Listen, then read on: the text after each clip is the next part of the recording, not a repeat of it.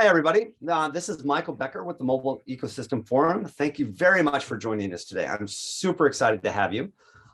So with us today is a group of thought leaders from around the world that are going to be talking to us about the future of personal data and identity, and specifically this idea of OpenID for verified credentials. It's a really, really important and foundational topic for the industry today. And our goal today is to help you understand exactly what the business and use case is for verified credentials. In other words, why should you care? Once we've gone through that topic, we're going to discuss, what do you do? Now that you know something, what do you do about it? And we'll talk about that. Then this technology, these concepts, these business models and use cases have been evolving now for about 25 plus years, technically, and about 70 years from a conceptual perspective. And so we're going to talk about some of the myths and answer any of your questions that you may have as we go along the way. And then finally, we'll wrap up with some parting thoughts from our speakers. A little bit about myself. I am the CEO of Identity Praxis. I'm also a partner with a number of other firms and within the industry. Particularly, I am the Personal Data and Identity Working Group Chair for the Mobile Ecosystem Forum, and that's the team that's bringing you this webinar today. We're a group that meets monthly, and we talk about how do we help evangelize this whole concept of personal data and identity within the marketplace. You can go to the Mobile Ecosystem Forum website to learn more about the group. Without further ado, let me jump right into the webinar and share our screen really quick. Let me do this, share the screen. Okay, and so we've got some prepared slides to share with you today, and we'll go through the overall talk. And we're not giving you a presentation per se, as our goal is to really talk about specifically the OpenID for Verified Credentials white paper that was released in May and written by our speakers today. With that in mind, let's jump right in and have our speakers introduce themselves. And let's start from left to right. I started with myself. So Nakamura-san, who is coming from the farthest part of the globe. It's what, 1 o'clock in the morning for you right now? No, just a midnight.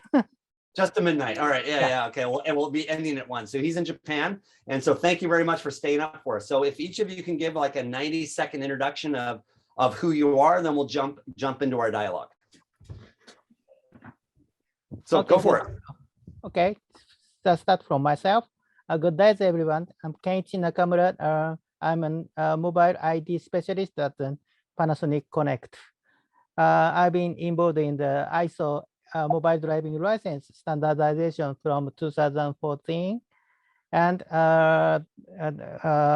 also the editor of the test method of mobile driving license. And I also I'm joining the ISO SC 17 working group 3 e-passport standardization. And also in my company, we are developing the prototypes using the OpenID for VC. Thank you very much. Fantastic. All right, David. Yes, my name is David Chadwick. I was a professor of information security at the University of Kent, and back in the 1990s, I worked on X509 attribute certificates, and we built a system, and that's really an early precursor of verifiable credentials. And then later on in the 2000s, I became involved with W3C, and I'm a co-author of the verifiable credentials spec, and also co-author of the chapter on verifiable credentials in the book on SSI by Drummond Reed and Alex Bowkett. And David, let me pause you right there. Before I forget, can you, in one of our pauses, drop into the chat the link for the book? Because I want to pop that up and share that with people. Although you have to buy it, it's not freely available. Oh, I know, but there's no reason why I get to sell your stuff. You don't get to. Otherwise, it comes across. Yeah, actually, I'm not too enamored with the book, but we'll come on to that later. Okay. Then I left the University of Kent to start at Verifiable Credentials Limited as a spin-out using the early version of Verifiable Credential that we built at the university through grants. And we did some work on that during COVID and built COVID certificates with verifiable credentials. And then my company was acquired by Crossword Cybersecurity a year ago. And now I'm the R&D director for the identity proof product within Crossword. So that's a brief history of myself. Congratulations. Joe. Yeah, so my name is Vercammen. Was actually before I joined Meeco, I had my own company around digital identity here in Belgium that started in 2016, 2017, with a really strong focus also in this emerging market of verifiable credentials and decentralized identity. So in 2019, I actually joined with my whole team Meeco, where I'm now currently acting as the innovation officer for Meeco to drive the future roadmap of the technology at Meeco. And of course, type implementation is one of those. Awesome. Okay, and Torsten. Yeah, hello everybody from Germany. My name is Torsten Lodderstedt. I'm the CTO of Yes.com. We are an open banking ecosystem. So I've got a 26 years career as a professional software engineer, as architect and product owner, and I somehow stumbled into identity 15 years ago. So I have been building and operating and designing a large-scale consumer identity system since then. And also since 12 years, I'm contributing to technical standards around identity, most notably OAuth 2 and OpenID Connect. And from my perspective, what we are talking about today, verifiable credentials, that's the next big wave, right? Because it will in the end unify physical and digital identity means. And I started to look into that a couple of years ago, and I thought, well, I would like to contribute to its adoption, and that's why I joined the group at OpenID Foundation that works on OpenID for verified credentials. So happy to talk about that today.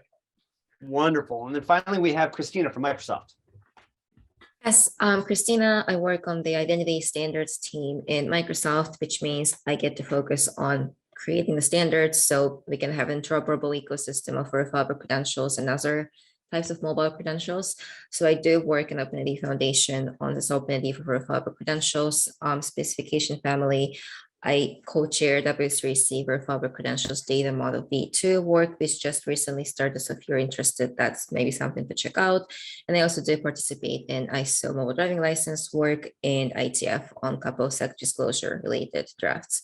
So yeah, and again, just to echo what everyone has already said, it's been an exciting journey to kind of bringing together the expertise from different corners of the industry to realize this new paradigm shift, which we're going to talk about. And so basically you're telling us you have it, all of you are telling us you have dream jobs, that you get paid by your companies to play with toys and participate in community. I mean, how cool is that? And change the world while you're at it, which is pretty darn exciting. So thank you all for that. I haven't taught you anything. I haven't told you anything about my daytime job. That's just my nighttime job. So I have to work very hard to be then allowed to work on standards. But yes, it's a dream job. Yeah, that's awesome. All right, so why we're here is to talk about this document. And so on May 22nd of this year, the OpenID Foundation published the OpenID Verified Credentials, and the authors of this document, all of them are here. Now, you had a lot of other contributors that helped you along the way, but you guys are the recognized core authors of this document. And the day it came out, I instantly, or within a week or so, instantly spammed them all through LinkedIn and said, "Oh my God, I got to have a conversation with you all." And they graciously said, let's have that talk. So you can scan the QR code here or go to the OpenID website to download the program, and here it is. It's the OpenID on May 12th, sorry, not 22nd, published their white paper and are making it available for the industry to review. So I encourage you all to go out there and check that out.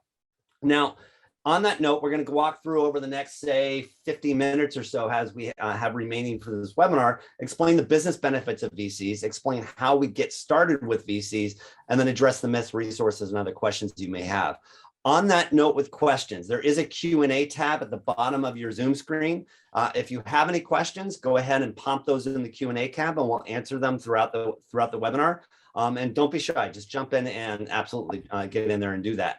So as part of the run of show, before we dig into the next level and start talking some of the nitty-gritty aspects of this, I wanted to get Torsten to tell us, what is a verified credential? What is self-sovereign identity? Why are we here? One of you earlier said that this is the work of moving, physical documents and identities into the digital world. And like, what does all that mean? So can you, Torsten, get us started with that? Yeah, I agree with the start. I guess my fellow co-authors have also an opinion on that. So first of all, the concept of a verifiable credential is that this is a digital statement that one entity, it's called the issuer, is doing about another entity, which is typically called the subject.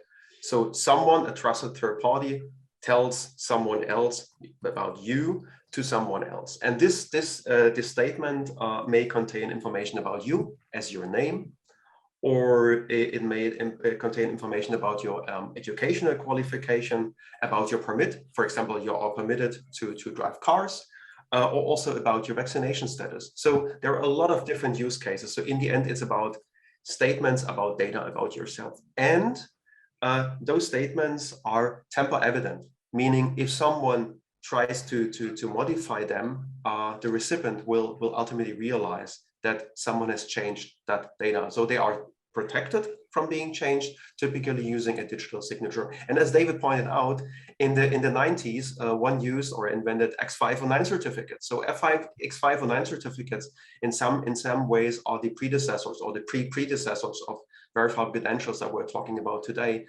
Okay, I'm sorry, X5 what? X509, X.509. Okay. That's all the certificate that we use today. If you, for example, access a resource in the internet using an HTTPS connection, the certificates that are the underpinning of that trust are X509 certificates. But what we do with verified credentials is more modern technology. It's more flexible than X509.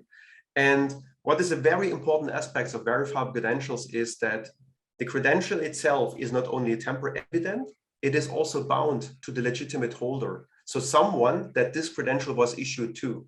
And this binding, I mean, you know that from your passport. Your passport is bound to yourself via the picture on the passport. So okay. if you cross a border, the border control officer can take a look under that picture, compare that to your face and say, yeah, you are Mike or you are not Mike. And at verified credentials, different ways to do that binding, because face matching makes a lot of sense in the physical world, but in the digital world, it doesn't really work. So we've got other ways, for example, to use digital signatures and cryptographic binding to make that binding, or also to use your biometric trace. And got it? Yeah. And so maybe we can take a step back a little bit though. So when people hear the word credential, at least I do. Let's take it up to 100,000 feet. When people hear the word credential, in layman's terms, we'll often think like username and password. Or when earlier the language was brought up, this idea of self-sovereign identity. And so we hear this word credential, and this word credential is often tied with the theme identity.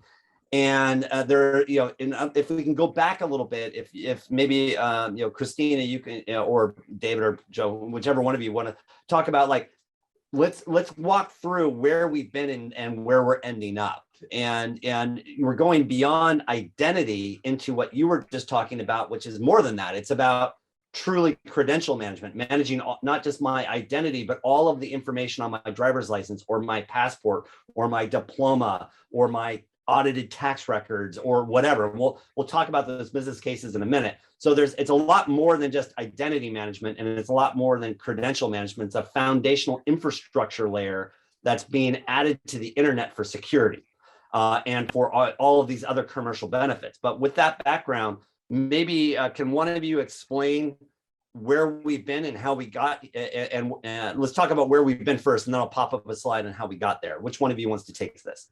I'll start a bit. First of all, I think your view of a credential is too narrow, because a credential actually, it gives you permission to do something, doesn't it? Basically, it says you've got a degree, so you're qualified to do this job, or you've got a gas safe certificate, and you're qualified to play with gas appliances, etc. So don't think of it as just username and password. I think that's too narrow. The other Yep. thing, I think in terms of identity, again, you're thinking it too narrow. You're thinking of identity as just, me, my face and my name, but you can think of any personal identifying information as being your identity. So your tax certificate can be considered as part of your identity. And so we think of identity as being all of these things, and they're all can be credentials. So we've broadened the scope really, both credentials and identity to be all encapsulating. Yeah, no, I completely agree with you, and I appreciate the broadening of the scope there. And I think part of what we want to do with this webinar today is, in fact, do just that. Help really redefine some of these terminology that's out there in the market. So if we can zoom just down in on, in this case, in the slides I'm showing here, is just one particular use case, if you will, which is identity management. How does one company know who another person is? And then we can talk about the data flows of that, those permissions. Maybe Kristina, you can jump in on that. Yeah, I think just to sense first, I don't think it should be, it's unclear what, is identity management, credential management, but it is true that credential is being redefined when we talk about verifiable credentials, in the sense that traditionally credential has been something that, you present as an evidence to get access to your research, a password, biometrics, whatnot. And now that is being, and in response, you'd get, ID token or something about, which contains the data about the user. And now we're calling that a credential. So it's a set of claims about the user. So it's a collection of attributes. So it is user's identity, right? So we are in the identity domain. And what's significant is that the data, to just, elaborate on what you have now. First, we have individuals creating accounts with each company. And then we had kind of this account, shouldn't call them account aggregators, but identity providers, where you would redirect the user to, user gives their credentials in an old sense. The identity provider knows, who the user is and returns that credential to the, the service provider who initially wanted that, user data. And it works, right? It works in the enterprise scenarios. It works in many scenarios, but there's certain scenarios where we believe we can do better.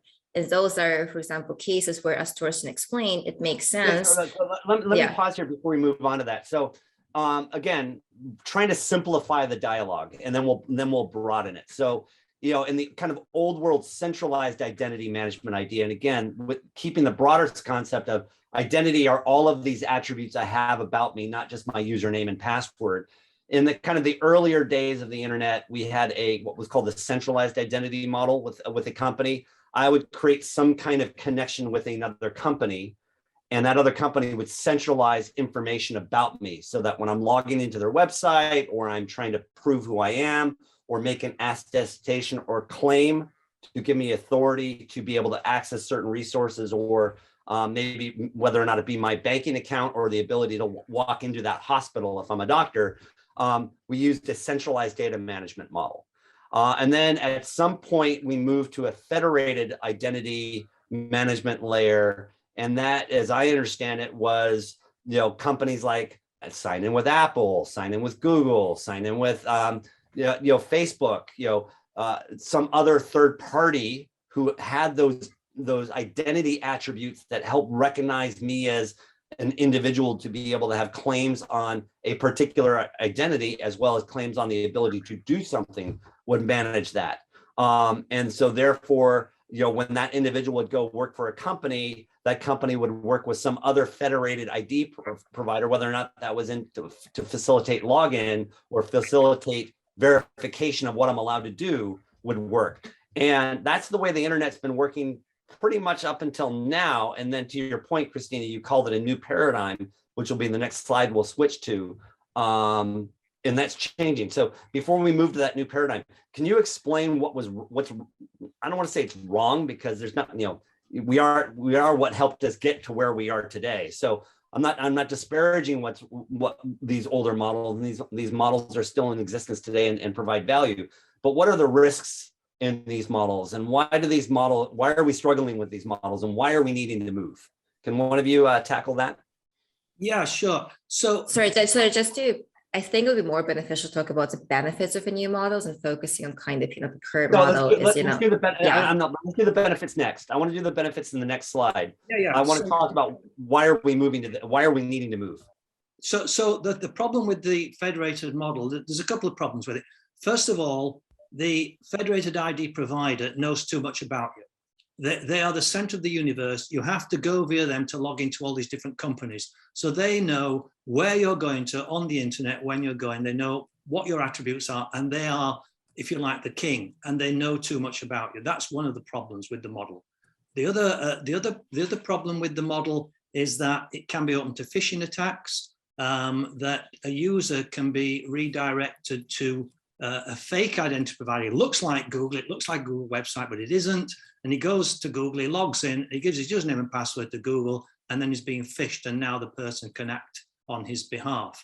So that's a second problem with the model. And then another problem with this model that you've got here is that the user doesn't rely on one provider to provide all these attributes. If you think about your wallet today and the plastic cards in your wallet, you have cards issued by 100 issuers, right? You've got credit cards from different banks, you've got frequent flyer cards from different airlines, you've got hotel loyalty cards, you've got supermarket cards, you've got 100 different issuers.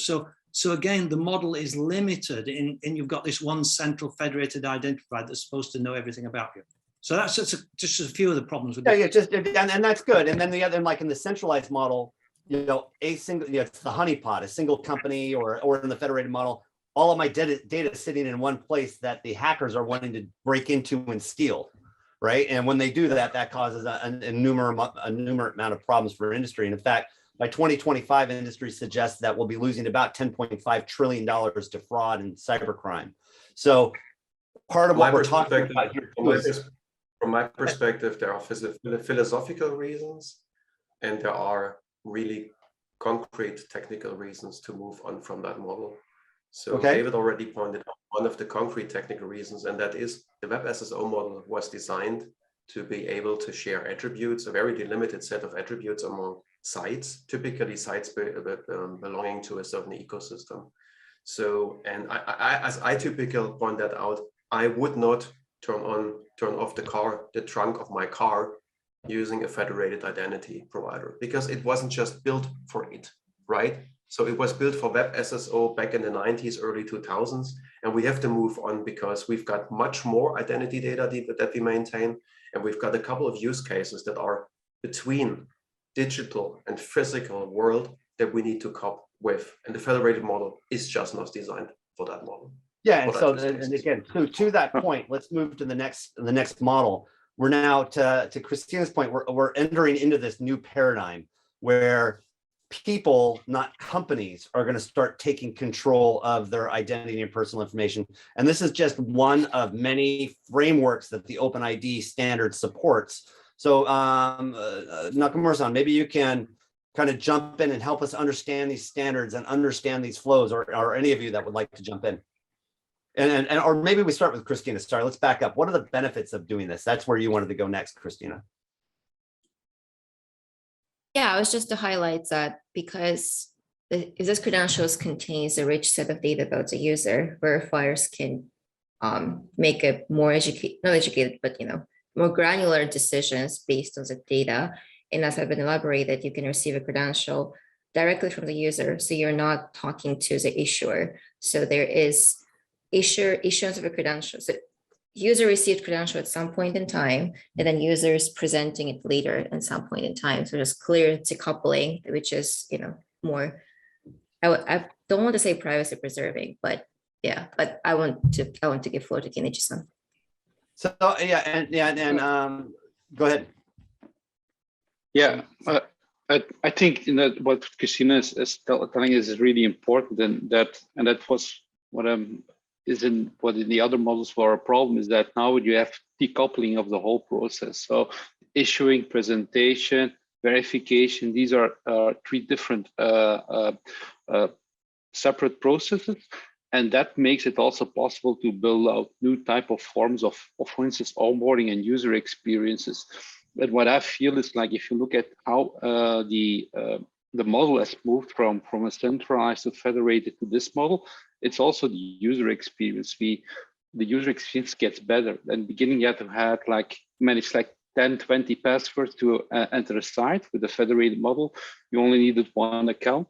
And now we get to a point where, okay, I need to orchestrate my onboarding over different types of identity providers. I can do that on my own time, on my own pace, gather that information and bring it in one presentation to the verifier. And I think that's something also that is very interesting in this model from a business perspective. Yeah, and we're going to come back to you in like maybe 4 minutes to give you some numbers on that. But maybe could one of you walk us through an example of what we mean by this decoupling? So, here, if I go back to the previous slide, here I go sign up for Wells Fargo and I get my account and I share my banking data back and forth with Wells Fargo. Here, here I'm signing up with Wells Fargo, but I'm using the identity of the federated provider. So in that process, not only does Wells Fargo know what's going on with me, the identity provider is getting some data too, and they know what's going on with me. And at some point when I created that relationship with the company and the identity provider, I did potentially use a physical address or a physical ID. So could one of you kind of walk me through this, what the industry often will refer to as a trust triangle or a trust diamond, if you will, when you add governance on this, where say the US, California state issues me a driver's license, then what happens? Can one of you walk me through that flow at a high level, and then we'll continue into the use cases? I can do that. So, I mean, basically, the process is very similar. So first of all, you're trusting an issuer to issue your credential in the same way as you previously trusted an identity provider to maintain your identity. So that department from the Californian authorities issues the credential and it's stored in your wallet. The basic difference is that the issuer does not do that a single time, and it's directly consumed by a relying party. Okay. So let's pause there. Data, so at some point, California issued me a driver's license, and then that goes into my wallet. Right? And let's talk about this. So, yes, exactly. But we're just talking about the digital, the virtualized representation. No, I understand, but I'm trying to make the transition here. So I've got an identity, and I've got a wallet, and now we're moving from that physical identity into creating a version of that verified credential, that verified digital mobile driver's license to a digital realm, and that's what we're decoupling now. Yes. Yeah, that's why I was about to describe, Mike. Okay, perfect. I mean, there are two ways you can get that digital version of your mobile driver's license into your wallet. First of all, you need a wallet on your mobile phone, right? Okay, so let me pause you there. Let me pause you there. And again, I apologize. We're not talking about this physical wallet here. We're talking about what? We're talking about a virtual wallet on your computer or in the cloud. Right. So there's a digital wallet, right? Yeah. That's why I said you need an app on your smartphone. That's why I said you need an app on your smartphone. This is the wallet. Now, does it have to be on my smartphone, or to David's point, could it also be on my computer, or could it be up in the cloud somewhere? There's just some virtual version of a wallet where I can be storing these credentials. Is that right? That's what's happening? And that's what we're calling the holder up here. So this individual, a person, a holder, has this digital wallet that's in their control, much like I have my physical wallet in my control. Yes? Yeah. And the holder and the wallet are two different things. The holder uses the wallet to maintain the virtual credentials. In the end, the holder would be you, and the wallet is either in the cloud or whatever. But typically, those wallets have a native app component residing on your phone. You can also have a fully web-based cloud wallet. That's possible.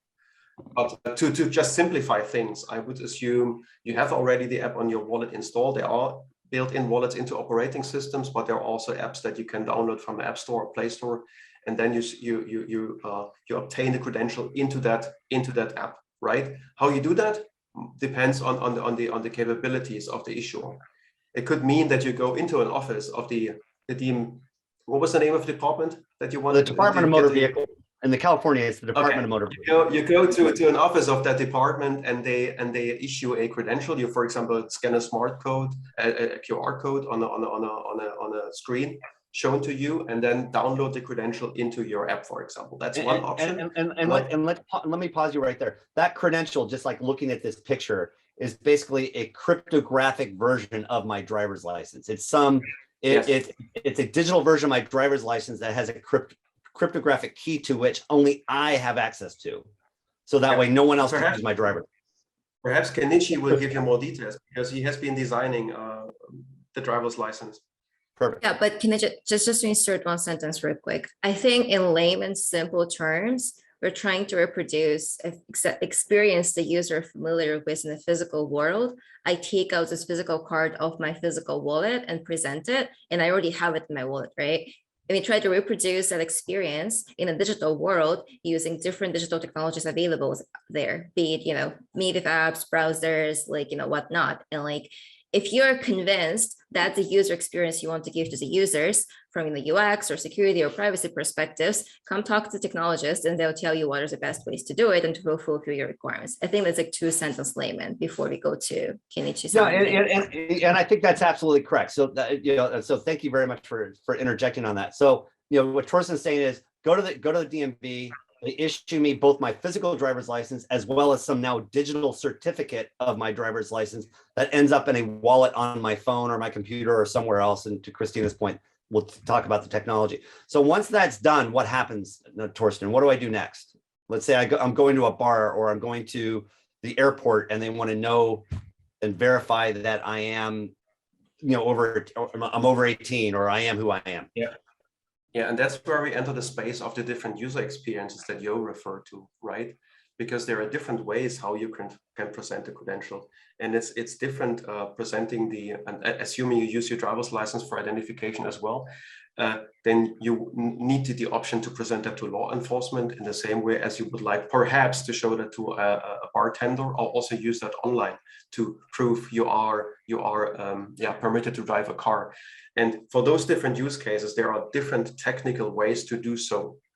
And the wallet needs to support those different ways to present that credential, because one simple option is you just show a QR code that contains that credential and someone else scans that QR code and interprets those digital data so it can verify that the data is correct, that it was signed, that it was not modified, and so on. That's, for example, how the EU vaccination certificate works. It's all contained in that single QR code. In the case of a mobile driver's license, since there are more data involved and so on, the way you do that is a bit more difficult. You can show a QR code and then the data is exchanged via Bluetooth, for example, right? With the one that wants to check that. And if you go online, you use a standard protocol like OpenID for verified credentials. You select your card and you provide that via the internet to decide that wants to verify your identity. So different ways to utilize that credential. And that's a bit also the difficulty with digital wallets. You need to support all those different use cases and they have different technical requirements. Yeah, and we can get into the technology in just a second. And that's one of the reasons why you all wrote the OpenID for VC with the OpenID, is to make this easy to implement for pretty much everybody. But I do want to get to one point that David had brought up earlier. One of the problems with the earlier model, especially in like the federated model, is when I would log into a company's website or I'd be exchanging data with this company, that disclosed a lot of information with the federated provider. Like the federated provider now knows I'm logging into this bank. They now, to your point earlier, they now know my location perhaps, or some other data. They know that activity, or they know I'm going into that bar. Whereas in this model, let's use that example. California issues me a driver's license.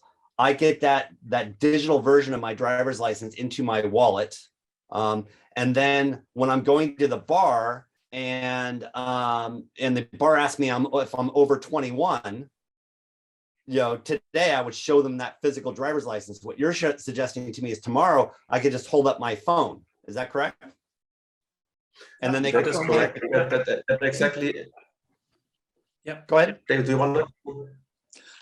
Can I point out one problem with this diagram? In the bottom, you've got public credential registry. That's actually wrong. The issuer, there's no requirement for any issuer to publish in a registry what credentials they've issued. Okay. Yeah, so and we're gonna show you that from your paper. We're going to evolve to the next steps of that, Yeah, because that's okay. one example. Now, but the point being too, and there's another key point. I will answer your question. So first of all, when you present the driver's license, the issuer doesn't know. You can do that wherever you want, whenever you want, and the issuer won't know. So your privacy is preserved in the same way as it is preserved when you show your plastic card. On top of that, a verified credential also gives you the capability for so-called selective disclosure, meaning for a certain use case, you do not need to reveal your name, right? If you show your passport or your ID card, the bartender will see anything on the card. I mean, you could block some of those, right, elements, but typically it's all shown. So, and with selective disclosure, you can disclose, for example, just one element is over 21. And this is much more privacy preserving than even a physical card would be. So on that note, then, so that's great. And we'll get to Nakamura-san in just a minute. Actually, let's do that right now. Nakamura-san, when we look at this kind of this standards, and this is really where you're, let's using this driver's license example. You're an expert in mobile digital driver's license. Like, what are the standards, and what's making this possible for us today? Good question. We have been developing the ISO standard for mobile driving license. It's ISO IC 18013-5. And this international standard is based on the chip card driving license technology. So it means the credential is stored in the smartphone. Okay. And again, when you're talking with an certificate, right? And when you're talking about those drivers, and just so we can see the standards, and you were actually on a standards call earlier today, I believe. Yeah. This is the standard that you're referring to. And when we're talking about standards, these standard bodies are coming together with experts like yourselves to say, how are we going to securely move this data back and forth, and how are we going to use and actually develop this technology to do everything we've been talking about? And that's the whole point of the standards, correct? Good question. This standard is based on the old chip card technology. So the use case includes offline use case. Offline use case means, for example, MDA reader cannot access to the internet. In that case, the diagram that you saw in the previous slide is not possible. Right. So in this case, the offline use case, this doesn't work because there's no way to verify it. So it's got to be all self-contained. However, instead, the credential also needs a. Would that be something like this? We can go back to it later. Go ahead.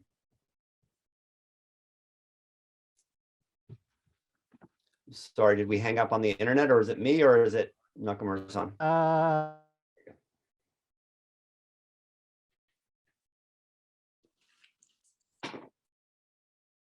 We can remove the digital certificate. The data size is getting so small, and holder can send the data with a, for example, QR code or whatever. So the benefit is that the world is moving from the offline world to online world. The benefit of a verifiable credential is that it is fit to the online world. But I think I don't want to miss a really important point that you just raised. As part of the standards work that you and everyone else are working on, as I'm moving into the online world, you're creating standards that allow me to use that online, that verifiable credential offline. So I can actually, I get it issued. I've taken my driver's license, my physical driver's license digital, AKA made it online, but that doesn't necessarily preclude me from effectively using it offline. I don't need to be connected to the internet. If my phone's not connected to the internet, I can still use that credential, is what I'm hearing you say. Yeah. Very So, cool. yeah. Anyway, ISO 18013-5 can do this. Very nice. So now let's go to some of these other benefits. We've been talking about some of the use cases up until now, and and really what I'm hearing is this is really creating a shift in trust where for some instances I've heard this is all about systemizing trust in the internet. Before verified credentials, I'd have to trust a company was putting in all of the proper cybersecurity capabilities to ensure that my stuff wouldn't get hacked and leaked out into the world. But with a cryptographic credential, it doesn't matter if it gets leaked because it's cryptographically secured. So I'm essentially we're building trust into the marketplace. Joe, can you shared with us some use cases that you were talking about before in terms of the benefit of why a company would want to be integrating verified credentials into their business. Why would they want to make this effort happen? Can you give us some examples of that? I think that for us, and again, we focus a lot on also on the user experience and on that matter. One of the important things is a lot of people are, and when you are speaking about highly trained staff, and you know that there are staff that has certificates that needs to be renewed on a yearly basis. And I'm speaking like people who work, for instance, on high tension electrical installations. They have like specific training and certificates that they need to renew. And the problem is that today that's all paper stream, and there are different parties that actually issues these type of certificates, training institutions and so on. And the whole idea is that what we have done with the case study, and it was very limited to only driver's license and identity information at first, but we are trying to expand that more with other parties, is that basically we want to see how short can we, or how easy can we make the onboarding for those personnel, because these people, these workforce people, when they are going into the workplace, the employer is liable for them. So if they don't have the right credentials on the workplace, then if something goes wrong, then the liability is quite high for the employer. So for that perspective, doing the correct onboarding is quite important, but it's a pain and a hassle for the employee, but also for the employer. And what we've seen with the technology that we have done, where we just sent like an email, and they download the app, you get instructions to download the app. Then in the app, they can actually start. In this case, the app is the wallet. Is that what we're talking about? The app, yeah, the wallet, yeah, exactly. And from there on, they get like instructions and guided instructions to do the whole onboarding and fetch credentials from different issuers in their wallet, and then present it back to the to their employer and fulfill the whole onboarding flow in one procedure. And that resulted actually in a very good result. The satisfaction was like 100%. Everybody found it better than the old paper-based process. And what we've seen is that the reduction time that typically for people trying to gather all these documents takes normally like almost 2 days to find all the paperwork, scan it and send it over in email.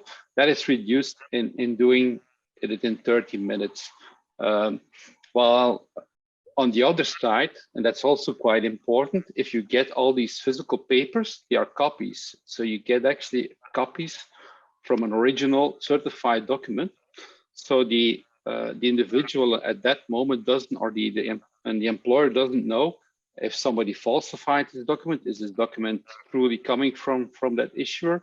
So they have to do back checks on those documents to verify if they have been issued by this authorized by the issuer, or if there are not, like for instance with a driver's license, if that person is not being revoked temporarily for driving. So they have to do all those back checks, and that process takes for them typically around 3 days to investigate and the documents. But with with these digital credentials, we can automatically validate the trusted source, validate if they are expired or revoked, and we can validate if the content is actually genuine or not. And that's a big incentive for companies to invest in verifiable credentials as part of their daily onboarding, but also renewal of certain high-risk certificates for the employees. So let's go back to the example we had before. I don't know if you remember the movie where the character McLovin made a fake driver's license and then went around running around the world trying to buy beer for a party. You know, he had this fake physical driver's license and his name was McLovin on it and all of the data was fake. What you're telling me is, one, that would get caught. So it's, you know, that idea of having these fake credentials are going to be harder to do, which is nice for the society and trust in society. Likewise, let's say that driver's license actually gets revoked. And so in the case of like going to an airport and I'm presenting up a driver's license, the airline could actually say, well, you know, that's no longer a valid license. It's been revoked. And, you know, and that could be happening digitally versus someone, you know, mistakenly reading a date or an expiration date on a passport, for instance. Torsten, Nakamura-san, is that the way it's going to work? I mean, in the sense that it's going to create that extra layer of security and the experience? Yes, no? Yeah, good question. But expiration of the document and expiration instance are different. I'm sorry? It's what? Expiration of the document itself. So you mean that if the document itself is revoked, yes, then it is not effective anymore. Right, and I think that's really however, important. Instance itself is then revoked, but your for example, driving privileges are still active. Then you can renew the instance at the even at the airport or something.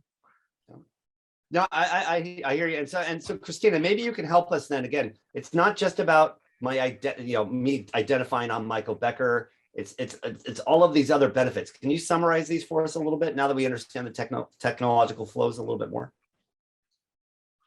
Yeah, I think, again, they're trying to give the rich experience that, you know, users are used to. So for example, first verifiers, the entities who want to provide users for the service can get the richer data if there's a high, you know, there's a certain assurance that it's not modified, it's issued by an issuer that say service provider trust. That leads to, you know, additional features like you can present multiple credentials at the same time. You know, and more people, more entities can become issuers. So you can have this kind of mesh of data being shared and, you know, shared to enable more, again, granular decision making. So for example, one of the things we're looking at Microsoft, for example, is identity governance, you know, making sure we can have granular settings that we can give access to the people, for example, to the resources. So I'm not sure it's a summary, but. Well, one of the benefits in reading the white paper, when I first read it, I'm like, oh my God, sounds really confusing. And then once I actually talked to you guys and understood it a little bit more and learned the vocabulary, it all started becoming really true. And one of the benefits I heard and read in the white paper, which was I thought was great, was the ability to like in a particular use case, the ability to combine multiple credentials at once. Yeah. Can one of you give me an example of that?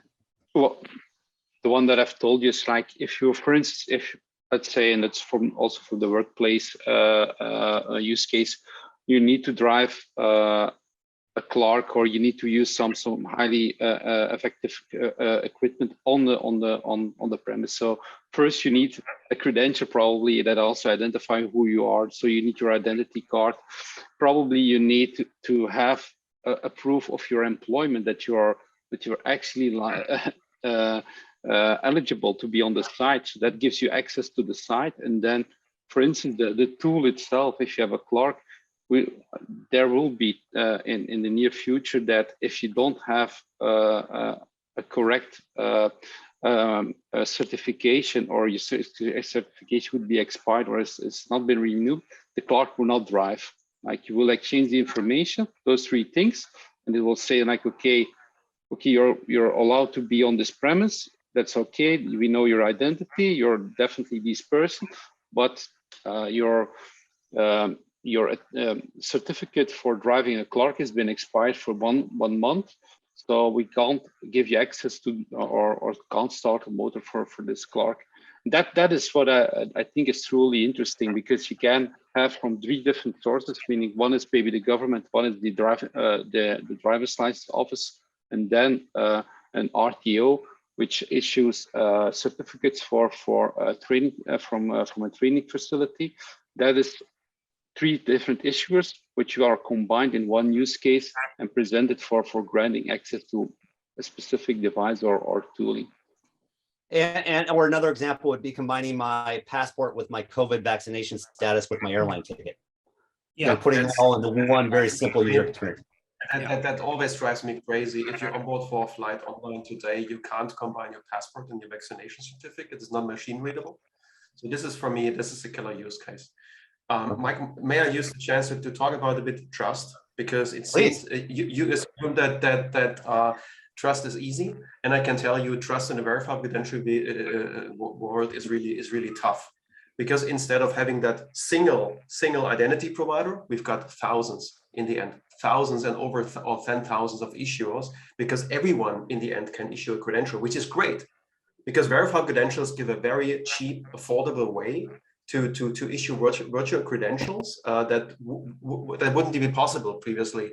However, you need to manage that trust. You need to know who you trust, for example, regarding an MDL. So for your driver's license, you need to check whether that was issued by the Department of Motor Vehicles of California, for example, right? And there are other states that issue those credentials. So this kind of the trust management is going to be a real tough thing. And there's another thing. Previously, with the IDP, you've got the issuer and the IDP. It was one entity, and the one entity made sure that the transmission of the data was secured end-to-end to the relying party. Now we're putting all that data in the wallet. So the wallet is a crucial point of security. You need to make sure that all the credentials and all the key material that resides in your virtual wallet is really secure, so no one can steal it. For example, you mentioned the cloud wallet. If someone hacks your cloud wallet and steals all your credentials, you want to make sure that one cannot impersonate you. And this is truly the security challenge that we are facing. And we have bolted into the OpenID for VC's protocol mechanisms, how we can ensure that issuance is secure and also the presentation is secure. So it's not free of charge. And coming back to the revocation you hinted at, right? The revocation is a really beast, because if you introduce revocation, you've got a new back channel. Because in your end, if you as a verifier want to know whether a credential was revoked, then you somehow directly or indirectly talk to the issuer. So the issuer will, depending on the mechanism, know that a certain credential is being used. So it's very important to really balance what you do and how you implement your security measures to make sure you reach your privacy goals. So, and David, as our longstanding security expert on the call here too, I mean, can you talk to me a little bit about that? I mean, nothing is unhackable. Let's say my wallet does get hacked, or, you know, are those credentials in the clear, or are there protections for me as a user? There's just one vulnerability that we know about at the moment. I don't know whether I should tell you this or not, but the actual credential is not hackable because the credential is digitally signed by the issuer, and we're assuming that the cryptography used by the issuer is pretty rock solid. The credential can be transferred securely using TLS links, or you could even encrypt it end-to-end using the public key of the recipient. So we think that the confidentiality is okay.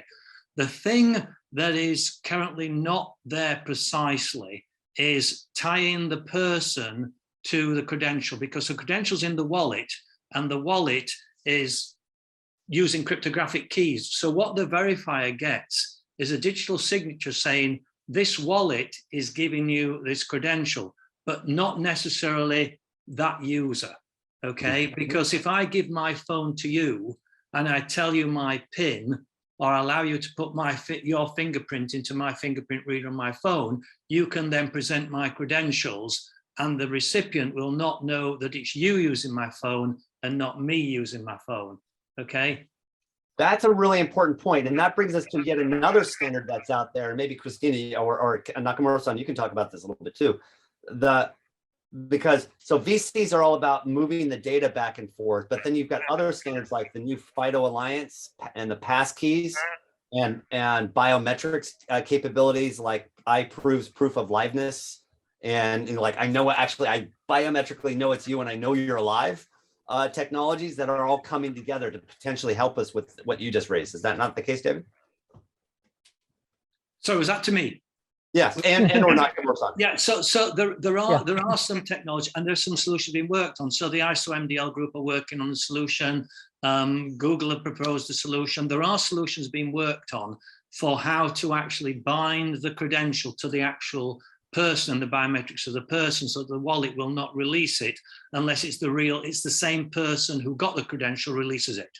Okay, so there will be solutions available. They're not available necessarily across the board yet, but people are working on them. Very cool.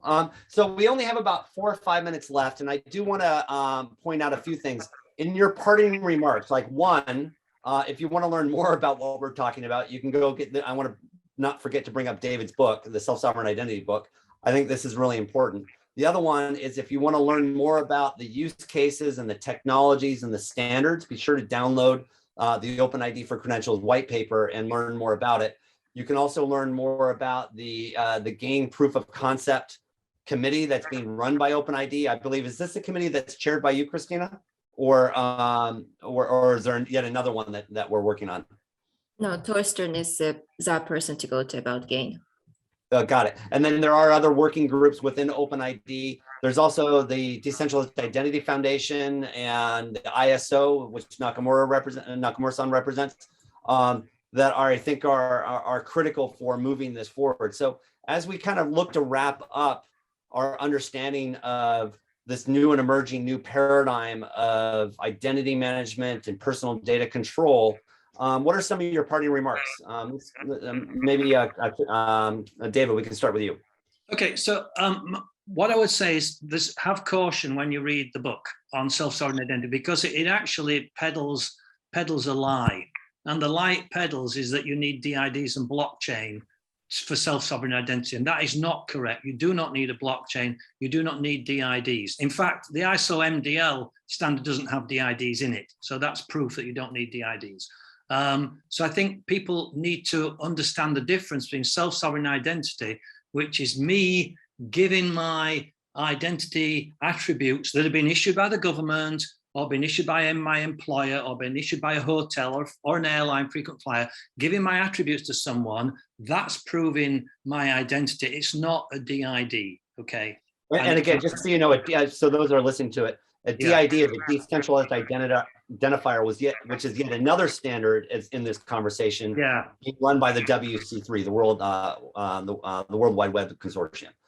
So that. I'm really glad you brought that up. So, and Kristina, you talked about this earlier in our prep calls on how this is really kind of that. Hopefully, I think I now understand myself the distinction between what you're doing with OpenID and those groups versus the SSI camps that are using the blockchain decentralized identity models.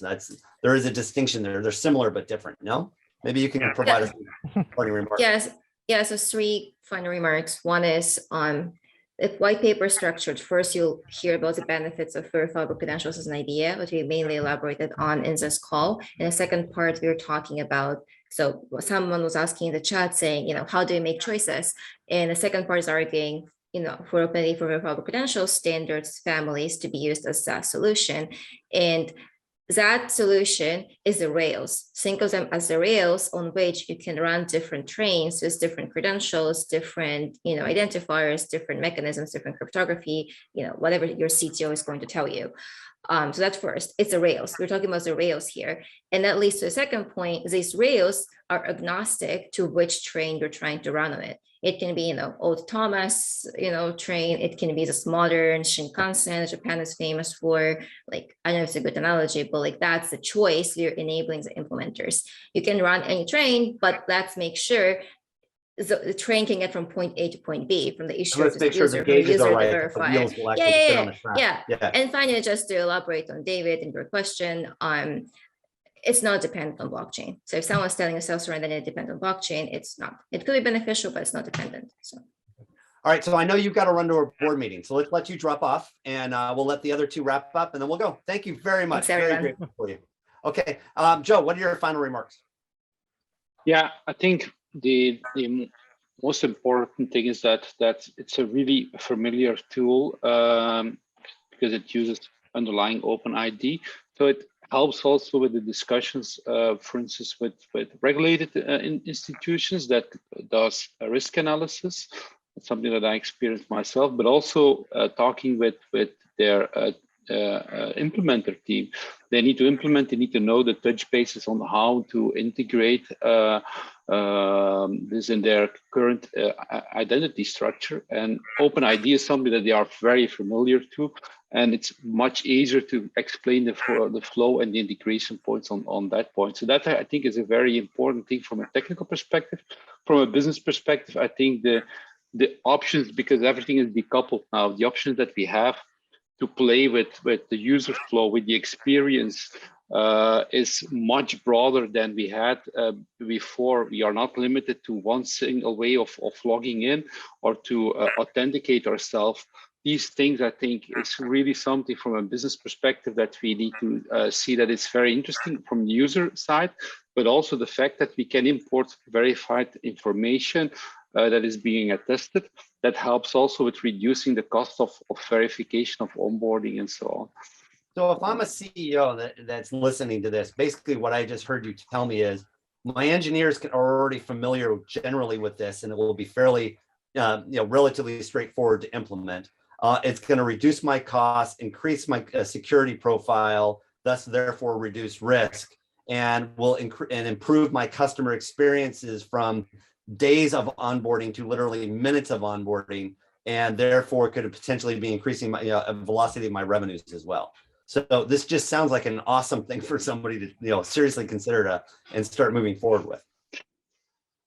Yeah, I think the one thing is that we're still early days, so we still need a lot of issuers at the moment in this process, but I think in the long term it will change the whole way of working. And definitely an important side is also the administrative part for companies of verifying individuals and identifying if the information they are bringing is actually authentic or not. I think that's really one of the novelties inside of this. Well, and one other point that you just said too, that not to be lost, is this is recognized by governments, and it will be, as part of the compliance story of regulatory models. Well, it's fitting in with that. It's recognizable, yeah. It's recognizable and explainable, yeah. So, Nakamura-san, on the standard side, in your area of expertise, what are some of your parting remarks? Okay, so the passport or driving license, there are very narrow intended use cases. The passport is used just for entry to the country. The driving license just just shows my driving privileges, and these documents are widely used as an identity document. However, issuer of these documents they do not care about it. They are not responsible for such a secondary use of ID document. However, in the actual life, people have such IDs in their wallet or pocket, and show the appropriate IDs at the entrance of the company or